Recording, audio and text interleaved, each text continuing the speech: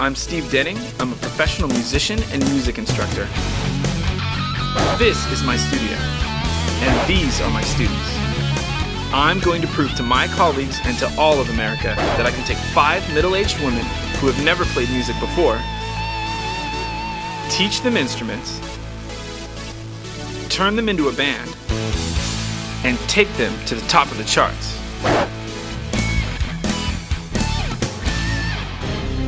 Well, it's on now. I'm definitely, for sure, teaching 5 middle-aged women that have never played music before to play in a band together, and it's gonna be an adventure. I really can't even believe that Steve agreed to do this. It doesn't seem like something in his repertoire of things that he wants to do in his life is put together a middle-aged women's band. Erica, I know for a fact that that her dad left when she was young, and she kind of filled the role in her family when she was a kid as a leader. Growing up, my mom was great. She was very strong, very independent. She was very tough on us, but that's a huge part of what makes me who I am today. She was a great mom. The past few years, I don't know what has happened to her, and we talk only if something's wrong or if she thinks something's wrong. You know, it's really taught me that even when your kids are 30, 40 years old, you still have to be the matriarch of the family. And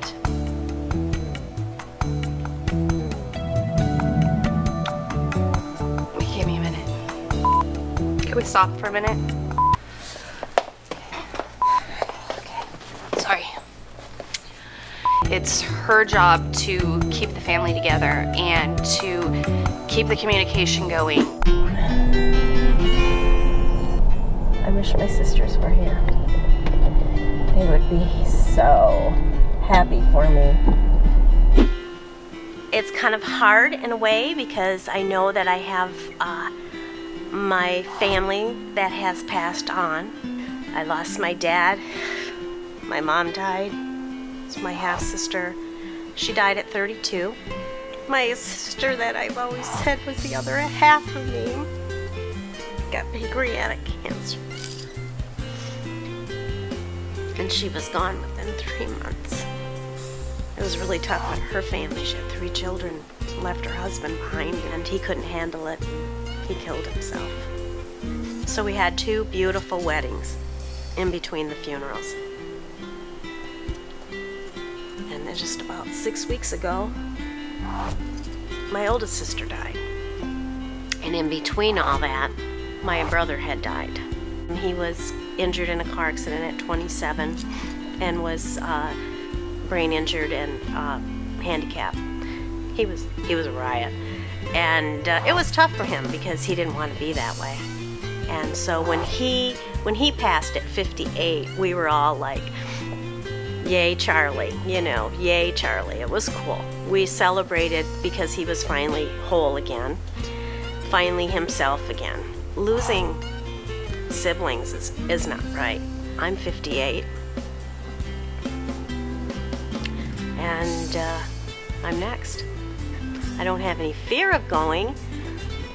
My kids get really mad at me because I'm like, I have no fear of dying, but of course, you know, it's not time. It's not time for me to go. So what it is time for me to do is to make music and have fun and yeah, enjoy life. Craziness.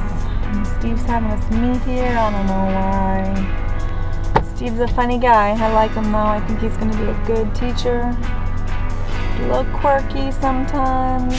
Jamie's great. She never felt like she was star material. I thought I was ugly. I didn't have self-esteem. And I just was like, I'm just better marry this guy because if I don't marry him, I'm going to be left all alone. And then I moved out actually to this area. I met a really nice Japanese guy and he was sweet as pie, and he still is sweet as pie. If God was picking angels tomorrow, he would pick him because he's a nice guy. Actually, I think the reason I really got divorced from him, to be brutally honest, but I did take Accutane because I had all this like cystic little, they didn't want to pop or anything. So then when they take that, they give you birth control pill because they say, oh, you can't get pregnant for 5 years. Then they gave me Zoloft because they were like, you need that because you're going to get depressed. Zoloft just made me really tired. Then they gave me Wellbutrin. Then I was a crack whore, and I was like, blah, blah, blah, blah. I talk a lot anyway, but imagine that 20 times over. I was on fire when I took that. Then she said, okay, well, that's making you a little thin, then we'll give you Celexa. So I'm like, okay, that's bomb diggity. I would love to take that for the rest of my life. I'm not taking it, but it's a good drug. It just made you even keeled. The kids could crayon on the walls, and I was like, woohoo, that's nice. You know, I just think everybody should just stick with the first one because I hate when I look at my kids. I just wish I wouldn't have did that because every time I look at their face, it makes me so sad because I want to be with them all the time. But anyway, so got remarried again. Third time is a charm, they say. And he actually drives me the craziest because he's probably just a lot like me. But so far so good. He keeps his shape. I always joke, I go, at least I'm physically attracted to him. It's bad when you lose all of it. It's bad when you lose that part and the other part.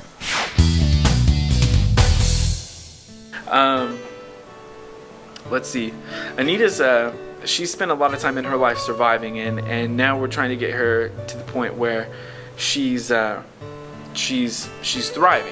5 months after my dad passed away, I went to get my exams done that I would do yearly faithfully. They found something on one of my breasts. Yes, it was cancer. It was breast cancer.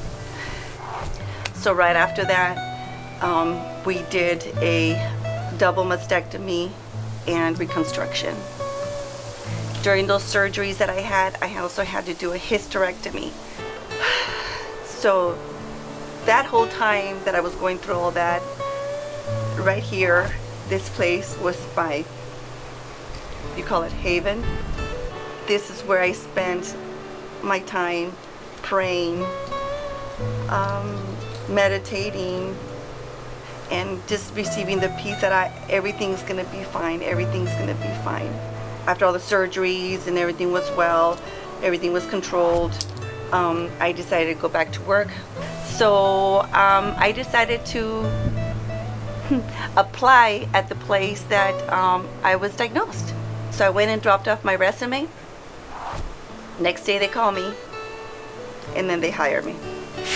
When I first met T, she originally signed up to take some drum lessons because basically everyone in her family is a musician, and she was having this big family reunion bash where everyone was going to come together to play music together. And she came to me and she only wanted to learn how to play, I think, 2 or 3 songs that she could get up and play with the rest of the family, just basically to kind of blow everyone's mind and just show them that she could do it. 70s and 80s, the music was just awesome. You know, you buy albums and you listen to the whole album.